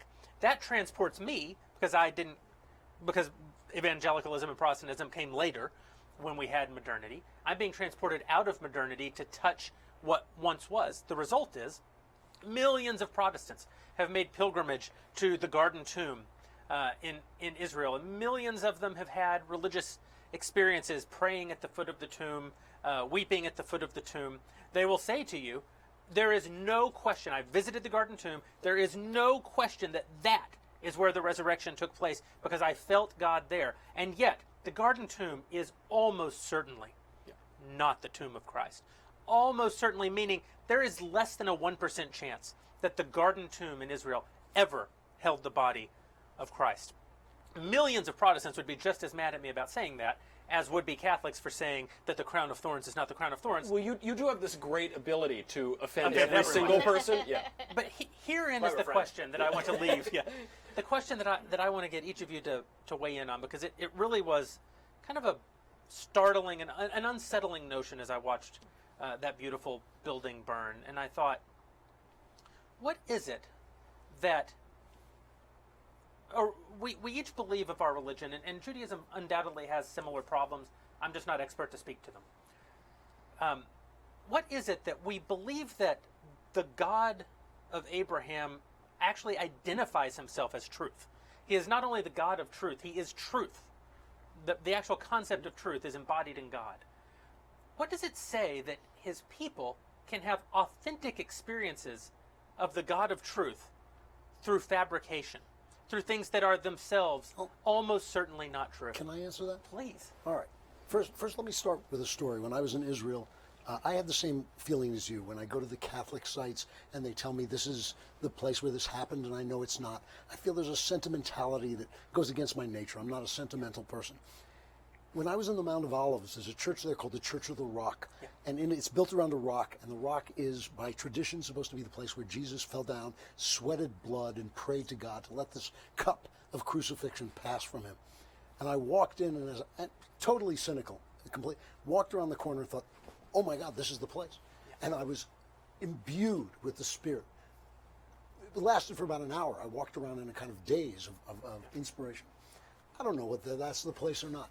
But I know that on that telephone, I got a call. Jesus spoke in parables. Those parables are untrue. There was no man with two sons, one of whom became a prodigal and the other one stood. He knew that was an untrue story. And he told that story, and yet, when he told that story, he was giving you a telephone on which the Spirit was calling. I have a lot of sympathy for that. I'm not a sentimental person, and I'm not a superstitious person. And when I see things that aren't true, I have the same, you know I do, I have the same feeling view of whoa, whoa, whoa. But when somebody's on the other end of the line, I pick up the phone. Yeah. And I think that parables, stories, fictions are ways in which meaning comes to us. Is it a slight distinction, though, that the parable wasn't... When Christ told a parable, he said, here's a parable. He didn't say, this is true. It's not a slight distinction. It's an important distinction. Yeah. There's certain kinds of stories you tell. There was a man who had 2 sons. It doesn't matter if it's true or not. Right. Certain kind of stories, I saved 2 people from a burning building. It matters whether Yeah, that's yeah. true or not. So Brian we Williams. what's that? He was there at the Church of the Holy Sepulchre. We do want to distinguish between those stories, but we don't want to forget the fact that everything, in a way, is a story. Every life itself is a story, and it communicates. I mean, I think this is the point of telling parables. By the way, I think this is what Jesus was saying when he told parables, was not, oh, this is the meaning, but physical things have a meaning. Mm-hmm. And I think that when we live that way, we live in truth. And so I'm not as alienated by the crown of thorns, which I'm with you. I don't believe that's the crown of thorns. I'm not as alienated by that when it communicates to somebody the truth of I the think crucifixion. there's also, for me, I don't believe any of the stuff that you guys are talking about, right? Yeah, well, you're going to hell. I mean. Right, of course. I mean, this is clear. But when Notre Dame burned, I was very upset about it, and Yeah. Notre Dame has a pretty significant anti-Semitic history, Yes. right? I mean, there's Yes. statues there that talk about supersession of Catholicism over Judaism. The copies of the Talmud were burned right in front of Notre Dame in the 13th century. And still, I felt something. The reason that I felt something was because we are all part of this same river of history in this civilization. And I owe something to even the people who persecuted my people living in a civilization that is built on those foundations. There's a lot of fossils in the fossil record here. Yeah. And that does not mean that I'm not standing atop a bunch of different layers of sediment. And so there's something to that. I think as far as your more basic question, which is, how do people get value from these things? I think that there's something else to it, and that is we innately get value from things that other people have imbued with value. Yeah. Meaning that when I look at Notre Dame, the reason that strikes me in a way that a new church burning would not is because that did take 200 years to build, and that was blood and sweat and tears of people. Those were people bringing ox carts full of stone from far-off lands to build this monument to God. 182 years. Yeah, and there's something deeply wonderful about the idea, especially in a society where everything is supposed to be given to us like right now. We want it right now, and we're not supposed to think about tomorrow. There is no tomorrow. We're not supposed to even think about the national debt because that's too difficult for us to think about. Think about the idea that you're going to start building a building that your great-great-great-grandchildren will probably not live to see completed, but you're going to start building it. To me, that's the story of civilization and the story of religion, which is that you are not here to finish the task. You are here to begin the task. And so when you see people who have completed that task, and when you see people go and spend their money to go and worship at something even that I don't believe in, I think the fact that they are even going to pay homage to God using their own money to pay homage to something that people have imbued with value, even if I think that the thing itself doesn't actually hold the value, that is a testament to the place that God holds in human hearts that is ineradicable. You cannot get rid of it. And I think secular society has tried to erase it and suggest that people don't have that innate need for God, that innate yearning for God. Yeah. The yearning is still there, and without any fulfillment of the yearning, the unhappiness is the only thing that's left. This is a major distinction in the response to Notre Dame between conservatives and radicals, because all myths are true. All myths are true. You don't believe in the certain relics or something. Even legends, even the legends of saints killing dragons, have some bit of truth to them. They tell some truth. And this is a big distinction that was drawn by the philosopher John Stuart Mill between the conservative Carlyle and the radical Bentham. He said the radicals, what we would call now the leftists, when they see something like the Cathedral of Notre Dame or a relic or some tradition or some legend, they ask, is it true? And what the conservative like Carlyle asks is, what does it mean? What does the cathedral mean? What does it mean that people have come on pilgrimages to this relic of the crown of thorns? What does it mean that people have come up with this legend? This legend has developed of some saint slaying a dragon. What does that mean? What does it say about us? What does it say about where we come from? What does it say about what we worship? That is obviously the sane view. That is obviously the humble view. That is obviously the view that gives you awe and wonder and veneration and an appreciation of your society and civilization. And there's another view that is just ready to rip it and burn it down. And you saw that article in Rolling Stone. It's obviously the view Yeah, of... it was an it's honest obviously- article. It's obviously the view of Christ when he tells parables. I mean, I think that is the message of parables. And by the way, you know, if anything speaks to me of God's truth, it's the music of Bach. And when I listen to the music of Bach, you and I, who disagree on the divinity of Christ, you and I are swimming in that stream, and we're there together, and that stream is carrying us to the same place. There's absolutely no doubt in my mind that you and I are going to be arguing about the truth in heaven. You know, Hell. Hell, you meant hell, right? No, that's you. That was okay, all right. I'll argue with you. and that the stream of Bach, which speaks to us of God, is going to carry us there. I think that's exactly what you're talking about. I agree with you 100% that the meaning of things is so much more important than their And physical more being. interesting, by the and way. more interesting. I agree in as much as when the Taliban brought down those statues of Buddha in Afghanistan in the 90s, I felt devastated by that. Me too. But the slight distinction that I want to make is that we here in this room are not Buddhists, but we are all each in our way believers in the God of Abraham who defines himself by the truth. So what's interesting to me is I completely agree with the meaning. I completely agree with the communal experience of the millions of people who've made pilgrimage. They spent centuries building, and that imbues it with power and meaning. I completely agree. The subtle question that I'm asking, though, is how is it that God, the God of truth, actually speaks to people through falsehood? And maybe it's as simple as the crown of thorns recommends God, but God does not recommend the crown of thorns. Maybe it's the garden tomb and the church of the sepulchre. They both recommend God. God may not recommend either the church of the sepulchre or the garden tomb. But I've spent my life as a novelist telling stories that aren't true. I mean, about people who don't exist. And why? Why do I do that? But again, the subtle distinction is you don't claim that they're true.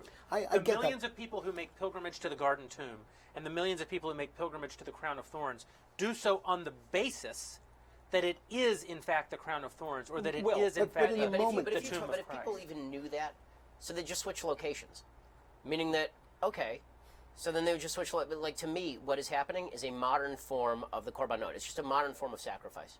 You're going to a place, to an altar, and you are sacrificing to God, and you are saying, here are all the things that I have brought with me, and I'm sacrificing those in these places. And the place happens to be the place, but that's... This is right. But but I think that, if you told people, okay, so we find out through DNA analysis that the crown of thorns never was on Christ's head.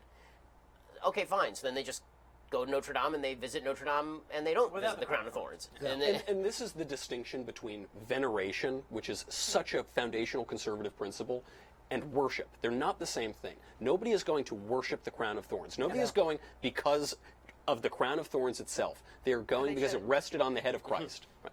They are venerating something which is an icon, which is transporting you to something much higher, to actually the same thing, whether you're going to the garden tomb or the church of the Holy Sepulchre. What people who are not religious, I think, don't understand about people who are religious is that there is an if attached to most sentences. Absolutely. Meaning that people who are going there, I think that many people say, yes, this is definitely the crown of thorns. And then there are a lot of people who are probably going and saying, well, if this is the crown of thorns, then I'm here to pay homage. Right. And I think that that's true for most religious pilgrimages. I think that's true for most religion, period. To me, it's everything about religion. I mean, the very fact of Christ's incarnation is an admission by God that we can't see him.